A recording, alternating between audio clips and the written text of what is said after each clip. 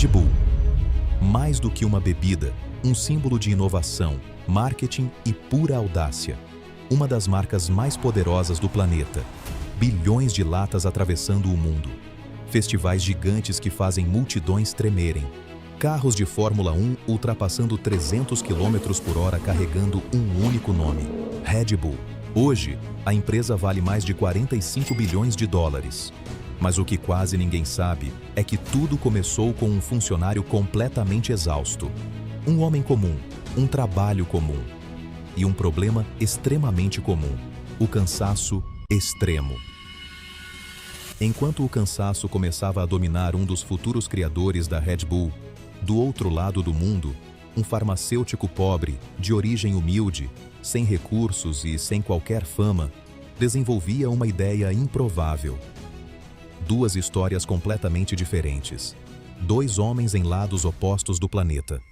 Um lutando contra o cansaço, o outro tentando sobreviver. E um destino que naquele momento, nem o próprio futuro poderia prever. Agora, vamos voltar nos anos de 1900 e entender como esses caminhos se cruzaram e criaram o que nós conhecemos hoje como Red Bull. Shalel Yovidia. Nascido em 17 de agosto de 1923, em uma casa de madeira, na zona rural de Bangkok, em meio à pobreza extrema. Filho de um imigrante chinês, aos 5 anos, Shalel cresceu vendo sua família lutar para colocar comida na mesa. Desde cedo, aprendeu que se não trabalhasse, ninguém o faria por ele. Com apenas 6 anos, ele já vendia remédios e produtos simples nas ruas. Caminhava quilômetros no calor sufocante de Bangkok. Adultos riam. Comerciantes o ignoravam. A sociedade o via como apenas mais um menino pobre sem futuro. Mas Shalel não ouvia isso. Ele observava. Observava como os negócios funcionavam, como as pessoas compravam, o que elas precisavam, o que elas não tinham. E o que ele mais via eram trabalhadores exaustos, caminhoneiros nas estradas, operários nas fábricas, homens que lutavam contra o cansaço para sobreviver ao próximo turno. Shalel não tinha escola formal, não tinha professores, não tinha laboratório. Tinha apenas olhos abertos e uma pergunta que não saía da cabeça: por que ninguém faz algo por essas pessoas? Sem nunca pisar em uma faculdade, Shalel aprendeu farmácia do jeito mais difícil: tentativa, erro, observação e teimosia. Ele não era farmacêutico formado, era algo mais raro. Um homem que entendia o que o mercado precisava e que tinha coragem de criar. Assim nasceu o Krating Daeng, o Touro Vermelho, uma bebida energética incomum, doce, forte, criada para manter trabalhadores acordados. Não era para jovens ou festas. Era para quem lutava contra o cansaço para sobreviver no dia a dia. Pouco a pouco, ela conquistou seu espaço. Mas Shalel, o farmacêutico humilde moldado pela pobreza, não imaginava que sua criação cruzaria oceanos e mudaria o mundo. Do outro lado do continente, em 20 de maio de 1944, nascia Dietrich Mateschitz em uma pequena cidade austríaca, no caos da Segunda Guerra Mundial. Sua infância foi de escassez e instabilidade, bombardeios, fome, medo constante. Diferente da pobreza extrema de Shalel, Dietrich tinha estrutura familiar, pais professores, exigentes, com regras severas. Aos 6 anos, já precisava ser o aluno perfeito, gerando tensão constante. De 11 a 15 anos, ele patinava academicamente, foco fraco, desinteresse por métodos tradicionais. Sentia-se atrasado, frustrado, mas isso forjou sua determinação. Encontrar o próprio caminho. Aos 16, entrou na universidade, mas levou 10 anos para se formar, lutando com o ritmo. Ali, aprendeu marketing e vendas, posicionar produtos, decifrar consumidores. Depois, brilhou em gigantes como Unilever e Blendax. Viagens globais aguçaram sua visão. Culturas, mercados, oportunidades. Após se formar, Dietrich entrou para o mundo corporativo. Trabalhou na Unilever, depois na Blendax. Viajou pelo mundo. Conheceu culturas diferentes. Aprendeu que um produto não é o que ele é o que as pessoas sentem quando o usam. E foi justamente nesse ritmo frenético de viagens internacionais que ele desenvolveu um problema que mudaria sua vida para sempre. O jet lag. Dietrich tinha 38 anos. Estava exausto. O jet lag havia virado seu inimigo constante. Cansaço acumulado, insônia, fadiga que não ia embora com café ou descanso. Havia dias em que mal conseguia se concentrar numa reunião, a mente lenta, o corpo no limite. E foi justamente nesse estado desorientado, drenado, sensível a qualquer estímulo que ele chegou a Bangkok. Em uma tarde sufocante, num bar simples da cidade, um colega de trabalho colocou na sua frente uma garrafinha de plástico com um líquido dourado. Tenta. Os tailandeses juram que funciona. Dietrich olhou para aquela bebida estranha com desconfiança. Depois deu um gole. Em segundos, algo mudou. O cansaço recuou. A mente clareou. Era como se ele tivesse recuperado horas de sono em questão de segundos. Ele ficou parado por um momento, em silêncio.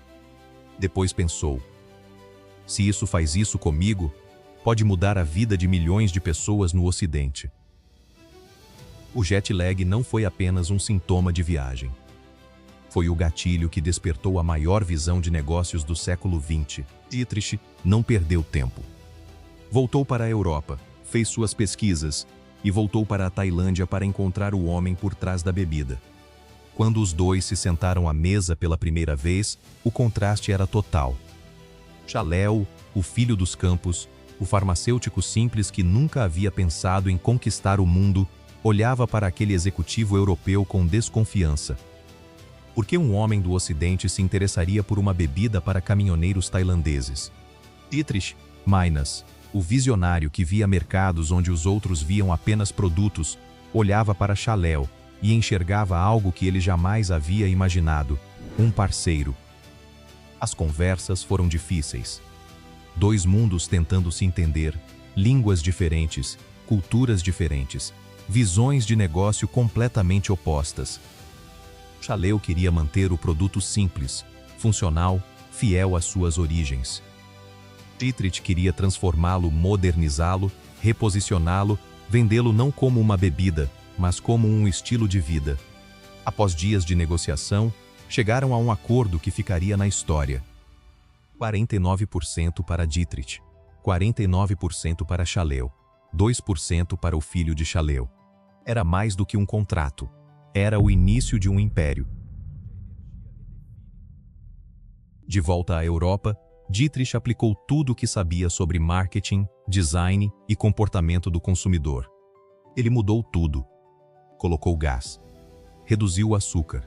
Criou uma lata fina, elegante, diferente de tudo que existia nas prateleiras. Mas a maior mudança não estava na fórmula. Estava na ideia. Dietrich não queria vender energia. Queria vender uma promessa, a de que qualquer pessoa poderia ir além dos seus limites. Não era uma bebida para caminhoneiros. Era uma bebida para quem ousava. O primeiro mercado europeu foi Viena, em 1987. A bebida era cara, estranha e desconhecida. Muitos riram. Os especialistas disseram que jamais funcionaria. Mas Dietrich tinha uma estratégia que ninguém havia tentado antes. Marketing de guerrilha. Enviava latas gratuitamente para atletas, estudantes, DJs e pessoas influentes. Criava experiências exclusivas. Associava a marca a esportes radicais, festas, aventuras. Não vendia uma bebida, vendia um símbolo. E o slogan que ficaria na história do marketing mundial: Red Bull te dá asas. Nos anos 90, a Red Bull cruzou fronteiras. Alemanha, Suíça, Estados Unidos, Japão. Em cada país, uma adaptação cultural diferente, mas a essência da marca permanecia intacta. Esportes radicais. Snowboard, motocross, Fórmula 1. A Red Bull não patrocinava eventos. Ela os criava. E em 2012, ela fez algo que ninguém no mundo da publicidade havia ousado antes. Felix Baumgartner subiu até a estratosfera -39 quilômetros acima da Terra, dentro de uma cápsula com o logo da Red Bull. E saltou. Mais de 8 milhões de pessoas assistiram ao vivo. Era o maior evento de marketing da história, transmitido para o mundo inteiro, em tempo real.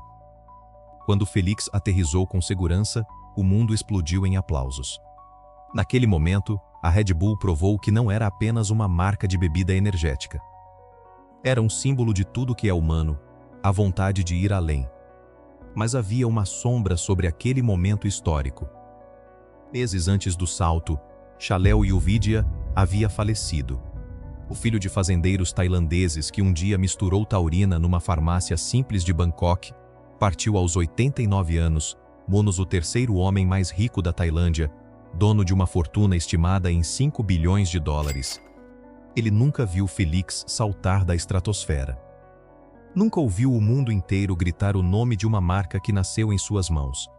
Mas a fórmula dele ainda estava lá, em cada lata, em cada gole, em cada segundo daquele salto histórico.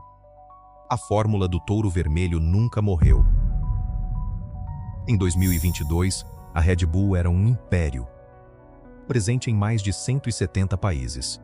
Patrocinadora de equipes de Fórmula 1, clubes de futebol, eventos culturais e de aventura. Dona de um canal global de esportes radicais, a Red Bull TV. Mas em 22 de outubro de 2022, durante o fim de semana do Grande Prêmio dos Estados Unidos de Fórmula 1, Manos, onde sua equipe estava prestes a correr, chegou a notícia. Dietrich Mateschitz havia falecido. Não foi uma morte súbita. Ele havia lutado por um longo período contra uma doença grave, um câncer que o acompanhou em silêncio nos últimos anos. Partiu em Salzburgo, sua cidade natal, longe dos holofotes que sua marca tantas vezes iluminou. A Fórmula 1 parou. O mundo dos negócios parou. Atletas, chefes de Estado, artistas, todos prestaram homenagem. Porque Dietrich não havia apenas criado uma bebida. Havia criado uma filosofia. 2 homens. Mundos diferentes. Unidos por uma ideia simples: energia, ousadia, liberdade.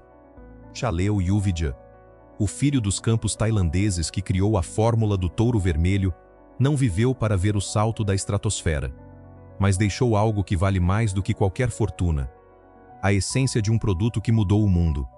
Dietrich Mateschitz, mono-aluno esquecido que levou 10 anos para se formar, transformou uma garrafinha de plástico de Bangkok num dos impérios mais poderosos da história dos negócios. Hoje, a Red Bull está em mais de 170 países. Patrocina esportes, eventos, equipes de Fórmula 1, clubes de futebol. Dá asas a atletas, artistas, sonhadores. Mas tudo começou em uma estrada empoeirada da Tailândia, com um farmacêutico pobre que queria apenas ajudar os caminhoneiros a sobreviver mais um dia. Red Bull não vende energia. Red Bull vende a sensação de desafiar o impossível. Conta pra mim nos comentários. Você sabia que a Red Bull começou como uma bebida para caminhoneiros tailandeses? E de onde você está assistindo agora? Me fala a sua cidade. Se essa história te inspirou, e eu sei que inspirou, deixa o like. Isso ajuda esse canal a continuar trazendo histórias que o mundo precisa conhecer. E se você quer saber a história por trás de outra marca que mudou o mundo, se inscreve. Porque o próximo vídeo vai te surpreender ainda mais.